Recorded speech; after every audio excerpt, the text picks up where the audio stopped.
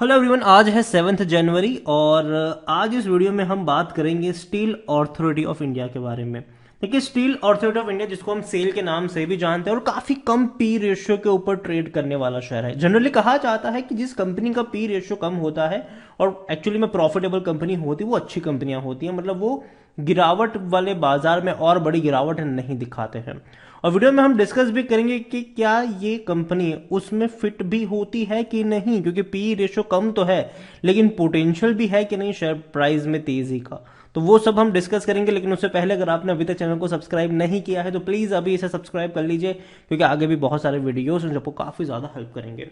तो यहां पर अगर हम देखें तो पिछले एक महीने में स्टील अथॉरिटी ऑफ इंडिया का जो शेयर है वो जहां था वहीं पर है, गिरावट नहीं है। यहाँ पर 85 रुपए का शेयर जरूर, लेकिन जब बाजार टूटा था ना, बहुत बड़ी जब गिरावट आई थी, तो ये भी टूटा था 75 के करीब, लेकिन दोबारा उससे ज्यादा का बाउंस बैक दिखा दिया, 90 के करीब पहुंच गया था ये।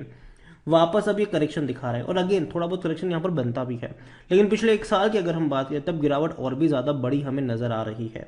23% की गिरावट, 112 रुपए तक का हाई था, गिरावट बनी थी, 65 रुपए तक गया था। और अगर आप चैनल को रेगुलर फॉलो करते हो तो मैंने कहा था कि 75 के नीचे डेफिनेटली मौके हैं यहाँ पर बाइंग के। ये मैं कई बार बोल चुका हूं कि 75 के नीचे यहाँ पर खरीदारी के मौके जरूर बनेंगे और यहाँ पर लॉन्ग टर्म में आपको अच्छा डिविडेंड भी मिलेगा अगर आपकी बाइंग प्राइस 75 के नीचे की है, क्योंकि ये वो कंपनी है जो साल में आपको कम से कम 6-7 रुपए का डिविडेंड पे कर देगी। इतना ही नहीं, अगर एक कमेंट्री भी देखे, जेपी मॉर्गन की कमेंट्री है, उन्होंने टाटा स्टील और सेल को अपनी टॉप पिक्स में रखा हुआ है। अब रीजन क्या दिया है? उन्होंने कहा है कि जेपी मॉर्गन प्रिफर करे टाटा स्टील और सेल को फ्रॉम स्टील सेक्टर, ठीक है।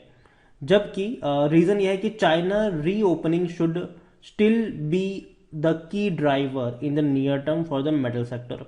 The global investment bank prefer steel business over base metal and over coal, ये ब्रोकरेज ने कहा है। और इतना ही नहीं, जो कंस्ट्रक्शन वाले में जब पिक देखने को मिलेगा ना, तो यहाँ का एक मोर बेनिफिशियरी इम्पैक्ट कहीं ना कहीं स्टील पर पड़ेगा, क्योंकि देखो जब कंस्ट्रक्शन की बात आती है तो वहां पर एक मटेरियल लगता है, वो है स्टील। कंस्ट्रक्शन में ये लगता है भाई साहब। स्टील को लेकर देखा जाए तो भैया, सॉरी, सेल को लेकर देखा जाए तो 36,000 करोड़ से भी ज्यादा का इसका मार्केट कैप है, लार्ज कैप शेयर है ये, और अच्छे वॉल्यूम में ट्रेड भी हो रहा है। 2 करोड़ का इसका वॉल्यूम ऑलमोस्ट हमें देखने को मिल रहा है हर रोज, बड़ी क्वांटिटी में ट्रेड हो रहा है। हालांकि सितंबर क्वार्टर में लॉस दिखा था, 300 करोड़ का लॉस था, जबकि इससे पिछले साल सितंबर में 4,300 करोड़ का प्रॉफिट था। और यही वजह भी कि शेयर टूट रहा है, लेकिन फिर भी उतनी बड़ी गिरावट नहीं देखने को मिली हमें तब से लेकर अब तक।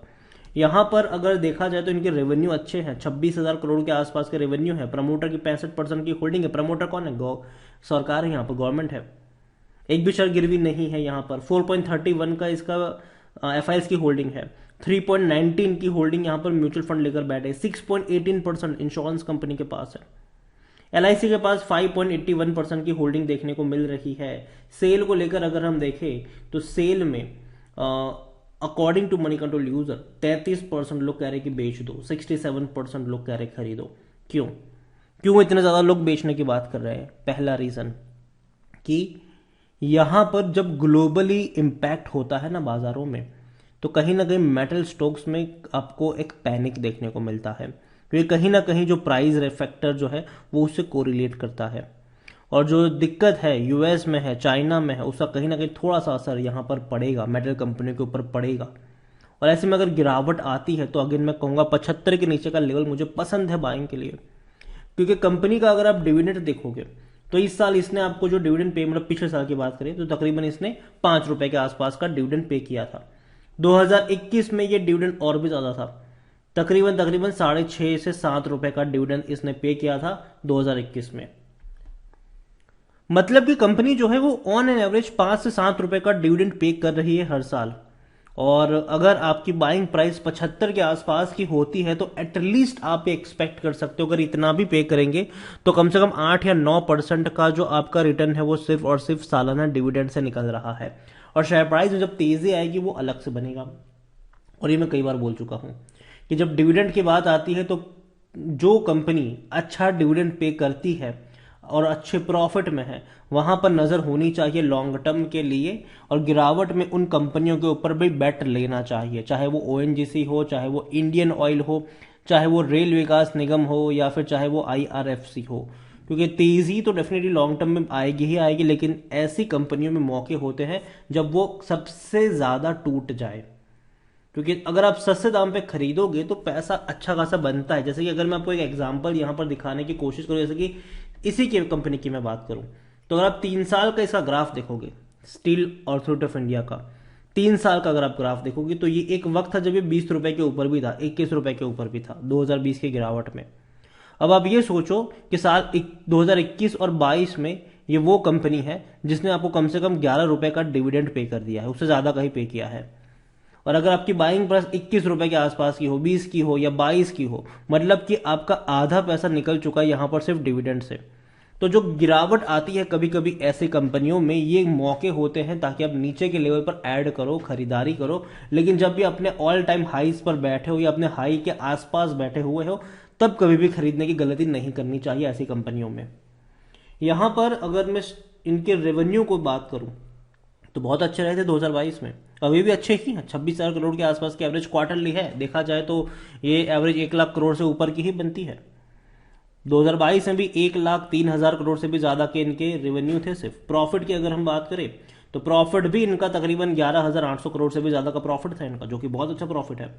हालांकि अब थोड़ा कम होगा क्योंकि पहले क्वार्टर में सिर्फ 800 करोड़ का प्रॉफिट हुआ है, लेकिन दूसरे क्वार्टर में 300 करोड़ का लॉस भी हो चुका है।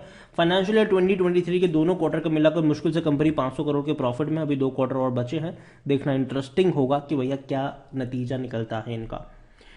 स्टील ऑथोरिटी ऑफ इंडिया अगर देखा जाए तो काफी कम पी के ऊपर ट्रेड कर रहा है, 2.95, मतलब ऑलमोस्ट 3 का इसका पी है, जो कि काफी कम है। सेक्टर पी 13 के आसपास है और 85 रुपीज का शेयर है।